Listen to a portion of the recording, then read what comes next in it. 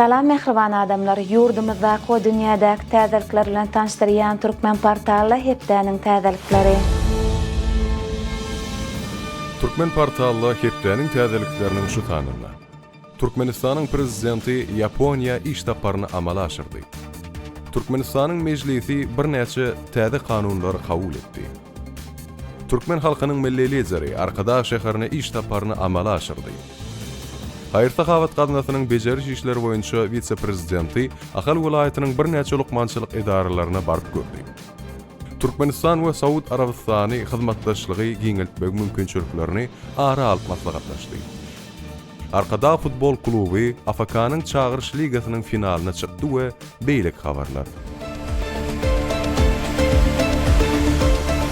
12 aprelde geçirilen Türkmenistanyň mejlisiniň 7-nji çağırylşynyň 8-nji maslahatyna ýurdu durmuş ykdysat taýdan okgunly ösdürmäge gönükdirilen kanunlaryň bir näçesine seredildi we kabul edildi. Şolaryň biri hem Qadiye taqynna Türkmenistanyň kanunynyň täze beýanydyr. Awtomobil ulogynyň hereketiniň hukuk, ykdysady we guramaçylyk binýadyny kesgitleýän awtomobil ulogy hakynda Türkmenistanyň kanunyny üýtgetmeler we goşmaçylar girdmek hakynda kanunyň kabul edilmegi möhüm çözüwtleriň biri boldy. Mundan başga migrasiýa hakynda Türkmenistanyň kanunyny goşmaçylar we üýtgetmeler girdmek hakynda kanunyň taslamasy ara alynyp maslahatlaşyldy. Kanuny daşary ýurt raýatlaryna we raýatlyk bolmadyk adamlara bitew maglumat ulgam arkaly elektron viza vermek bilen bagly kadalar goşuldy. Şeýle-de maslahatda Türkmenistany adam hukuklary boýunça ygtyýarly wekil Ýazdyrsyn Gurbannazarowa çykyş etdi. Türkmenistanyň Hytaýdaky medeniýet ýylynyň çäklerine Siýan şäherinde Türkmen sungat ustaatlarynyň konserti boldy.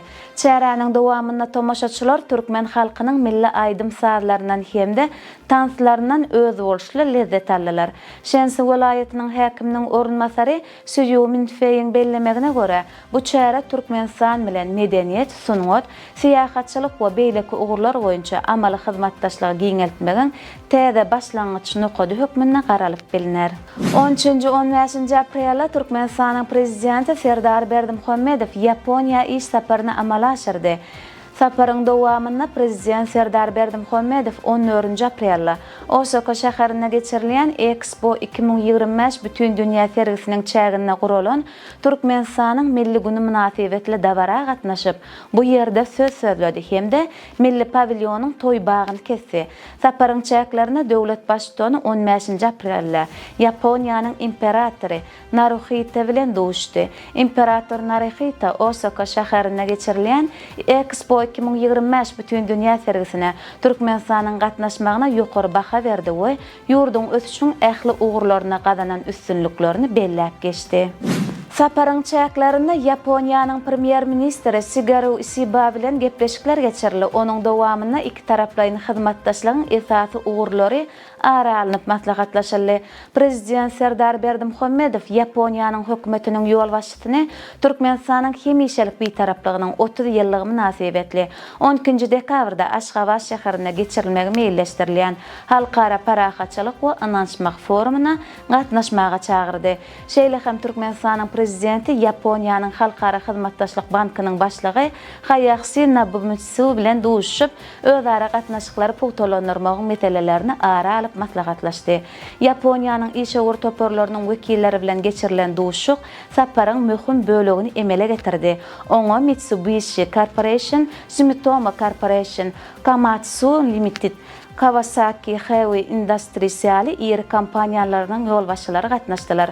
Duşugyň netijeleri boýunça hyzmatdaşlyk hakynda resmi namalaryň bir näçesine gol çekildi. Mundan başga da Yaponiýanyň iň awraýly ýokary okuw mekdepleriniň biri bolan Tsukuba Universiteti Türkmenistanyň prezidentine filosofiýa ilmlerining hormatly doktor diýen ady dakdy. Tsukuba Universitetiniň prezidenti bilen geçirilen duşukda Türkmenistanyň prezidentine akademik derejäniň değişli diplomy gowşuruldy.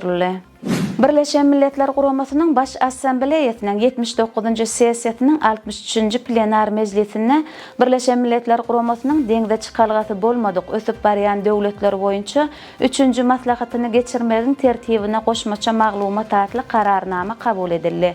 Bu çäre 5-8 awgust aralygynda Türkmenistanyň awada milli siýahatçylyk zolugyna geçiriler. Telegram Messenger'ning vitse-prezidenti Ilya Perekopski ilkinji gedek Aşgabat eden saparından ören täsirlenenligini ma'lum etdi. Ol sosial ulgamlar arkaly paylaşan bir näçe ýazgylaryna Türkmenistanyň paýtagtynyň özgörüşli binagerlik keşfi we şäher infrastrukturasy barada bellek geçdi. Telegram'yň vitse-prezidentine aýratyn täsir eden zatlaryň biri hem şäheriň keşfi bolupdyr. Onuň sözlerine görä Aşgabat giň şaý ýollary, giň piýada ýollary we dıqnaşıqlarının yoxluğu bilen tapawutlanýar. Şeýle de şäherde ýaşyl dowlaklaryň we seýilgählaryň ören köpdigini nykdy. 16 aprelde Türkmen halkynyň milli lideri Türkmenistanyň halk maslahatynyň başlygy Gurbanuly Berdimuhammedow Arkadaş şäherine iş saparyny amala aşyryp, bu ýerde howanarlyga mätäş çağalara himayet bermek boýunça Haýyr-Sahabat gatnaşynyň vitse-prezidentleri Oguljahan Atabaýewanyň we Recep Bazarowyň gatnaşmagyna iş maslahatyny geçirdi. İş maslahatynyň dowamyna vitse-prezidentler gazna tarapyndan alınıp berilýän işler we onu mundan beýlekde ösdürmegiň ugurlary barada hasabatlar berdiler. Oguljahan Atabaýewa ýurduň saglygy goraýyş ulgamyny kämilleşdirmek, lukmançylyk edaralaryny öňde barjy usullary we sanly tehnologiýalary ornaşdyrmak boýunça bir näçe başlangyçlar teklip etdi. Recep Bazarow gaznanyň müdiriýetiniň agdalarynyň daşary ýurtlara saparlaryny guramak we ilkinji sapary Özbegistan Respublikasyna amala aşyrmak barada teklibi öňe sürdi.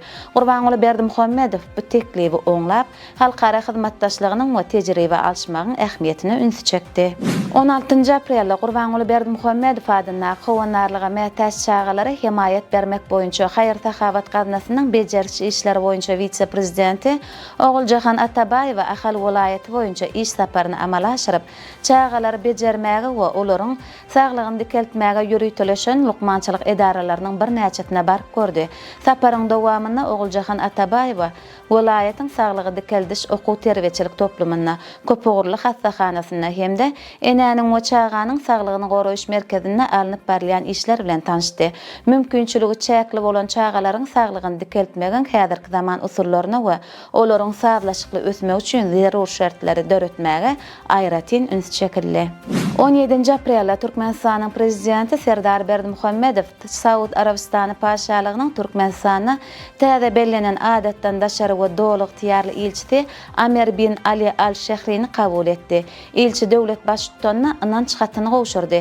Gepleşikleriň dowamyna taraplar iki taraplaryň hyzmatdaşlygynyň häzirki ýagdaýy we geljegi barada pikir alşdylar. Ýurtlaryň arasyndaky sowda dolanşygynyň ýyl saýyn artýanlygy we bu gatnaşyklary mundan beýlekde ösdürmek üçin ähli mümkinçilikleriň bardygy bellenildi. 10 iýundan başlap Türk howa ýollary Istanbul, Aşgabat, Istanbul ugurlary boýunça hepdelik uçuşlaryň sanyny 17-e ýetirmäge meýilleşdirýär.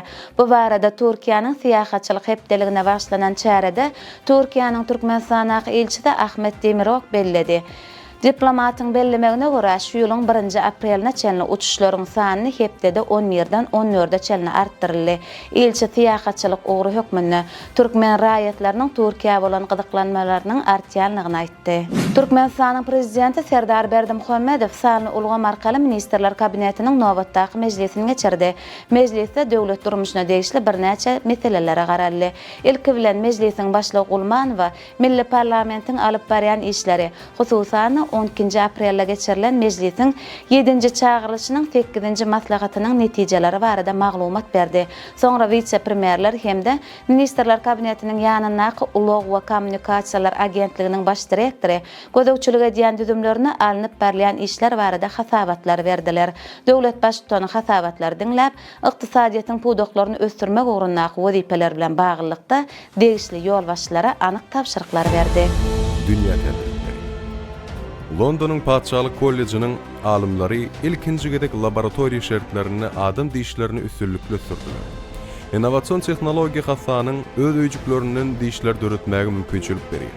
Şeýle biologik diýişleriň adaty implantlardan we doldurguçlardan esasy artykbaşlygy äň sünküne dol birleşmek we tebiği diýişler ýaly kabul edilmek ukuyumdur. 6 denan Blue Origin raketasyna kosmosa üstünlikli uçuşy amala aşyryp, sagaman ýere gaýdyp geldi. Ekipasyň düzümine aýdymçy Katy Perry, alyp barjy Gail King, Amazon'un ithaslandırıcısı Jeff Bezos'un gelinligi Lauren Sanchez, NASA'nın raketa guruluşu boyunca odol hünärmeni Aisha Bow, alim Amanda Nguyen we kino prodüser Karian Flynn berdi. Uçuş bari 11 minut devam etdi. Uçuşa Günmatlar Texas'daki kosmodromdan badalga berdi. Şondan soň kosmos gemisi yer yüzüne 100 kilometr belentlige çıktı. Yolçular 3 minutlap agramsızlyk ýagdaýyny başdan geçirdiler. Russiýa Federatsiýasynyň Başgordistan Respublikasyna dünýä meşhur Humay atly aýdymyň awtorlary, Ufanyň Aýyola toporunyň artistlary tiýlaglandy.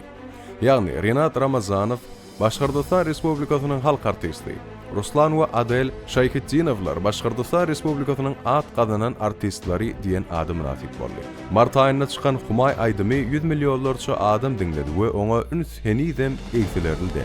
Misal üçin Shazam serwisinde başgar tadanalary birinji orun eýelmegi başardy. Aýyola topory goloýda peýda boldy. Humay olaryň ikinji aýdymydyr. Bu aydın başgartlaryň Ural Batır adlı eposyna başlanan 40 ýyl iň ýokary baha boýunça dünýä rekordy Dubai değişildi. Bu ýerde şeýle içki $42,000 gowrak baha satyldy. Kokteyl auksionuna satyn alındy. Onuň başlangyç bahasy $16,000 başlapdy. Bu içki seýrek önümler peýdalanyp şol sanlar. Tequilanyň diňe bu waka üçin dördilen ýörüýte brendi goşulyp dördüldi. 1937-nji ýylda öndürilen we odal muzeýde saklanan bakarat bulgurlary hem aýratyn gymmatlyk dördi.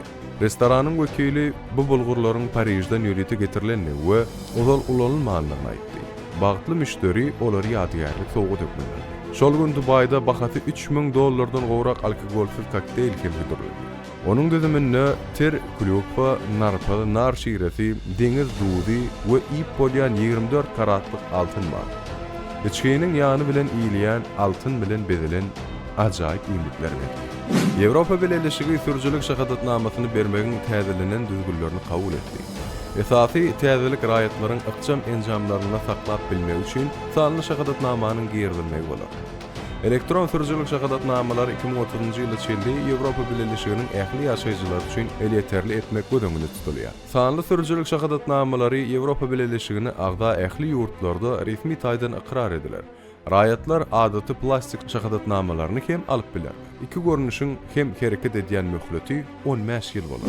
Ýewropanyň kosmos agentligining habaryna görä, ýeriň töweregindäki kosmos geňişligine hapalanma ýagdaýy hasam erwetleşýär.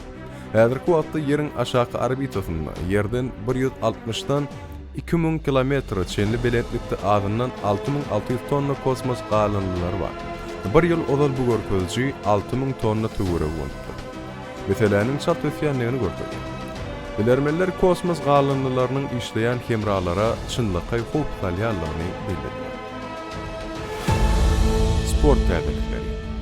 Aziýanyň futbol konfederasiýasynyň prezidenti Şeyh Salman bin Ibrahim Al-Hilafa Kuala Lumpurda Türkmenistan Futbol Federasiýasynyň başlygy Gonç Muhammed Ugekow bilen geçirilen duşşukda Türkmen futbolunyň ötüşine ýokary baha berdi. Şeyh Salman Ugekow geçen ýylyň noýabr aýynda Türkmen futbolunyň başlygy wezipetine bir agazdan taýlanmagy bilen gutlady. AFK-nyň prezidenti 2027-nji ýylda geçiriljek Aziýa Kubogynyň saýlama ýarşynda Türkmenistanyň milli ýygynlygynyň üstünlükli başlarlygyny aýratyn öns çekdi. Arkada klubynyň üstünlükleri hem bellendi. Topar AFK-nyň çağırış ligasynyň häzirki ýarşyna çeyrek finalda 2 oýnyň jemy boýunça Hindistanyň East Bengal toparyny 3-1 hasabyna ýeňip ýarym finalga çykdy. Türkmenistanyň samba boýunça milli ýygynlysy Daşkentde badalga alan Aziýa we Okeaniýa çempionatynyň ilkinji gününde üstünlükli çykyş etdi. Türkmen türgölleri 6 medala münasip boldular. 2 kümüş we 4 bürünç. Awraýly iklim ýarşyna Sewitiň 23 ýurdundan 600-dan gowrak türgen gatnaşdy. Türkmen toparynyň kümüş medallaryny sport sambasynda Muhammed Murat Babekow 58 we Segoş sambasynda Bezirgen Begenjew eýlediler. Türkmen toparyna birinci medallar erkekleriň arasynda sport sambasynyň wekili Sapar Döwletowyň we toparyň wenan türgölleri Aziza Nazarowa hemde Züleyha Hudaýberdiýewa we Merjen Joraýewa getirdi. Arkada futbol kluby AFK-nyň çağırış ligasynyň ýarym finalyny tapgyryna Kuweytiň Al-Arabi toparyny 3-0 hasabyna ýeňilişe sedi war etdi. Duşuk çarşembe günü akıllı şäher Arkadarda geçirildi. Ýeňjileriň düzüminde Şanazar Terkişew 2 gol geçirdi we ýene bir goly Altımurat Amannur diýildi. 9 aprelde El Kuwait'te geçirilen birinci duşşukda Vladimir Bayramov'un şagirdleri 2-0 hasabyna yeňilipdiler. Iki duşşugyň jemine göre arkada AFK-nyň çağırış ligasynyň finalyna çykdy. Ýarşyň final oýny 10-njy maýda geçiriler. Mehribanlar, size yitirmek isleyen täzeliklerimiz şulardan ibaret. Ähli habarlar bilen bolsa Türkmen Portal web saytymyzdan dolugyna tanyşyp bilersiňiz. Ýatdan çykarmaň, Türkmen Portal siziň iň ygtybarly maglumat çeşmäňizdir. Sag bolun.